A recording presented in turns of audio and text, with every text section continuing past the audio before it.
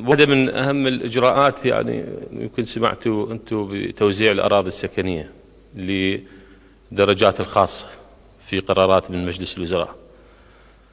يعني المواطن يكابد على قطعة أرض سكنية وقسم موظفين يكمل الخدمة ويطلع على التقاعد وهو ما عنده متر واحد في هذه الدولة. يجيك شخص والله يستفيد من قرار لمجلس الوزراء كونه درجات خاصة أو فئات أخرى ويحصل على قطعة أرض في موقع متميز في وسط بغداد أو المراكز المدن في المحافظات. وهذه الأراضي تباع بالملايين والمليارات، وقسم منها استغلت يعني اللي منحوا الموافقات انطوا استثناءات.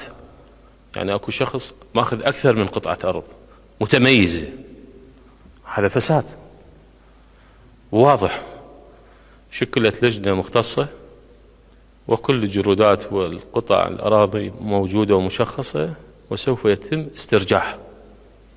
يعني مو فقط عقوبات، لا، عندنا السند القانوني اللي يرجع هذه الأراضي للدولة، ممكن نبيعها وفق المزاد ونحصل على إيرادات مهمة للمؤسسات المعنية.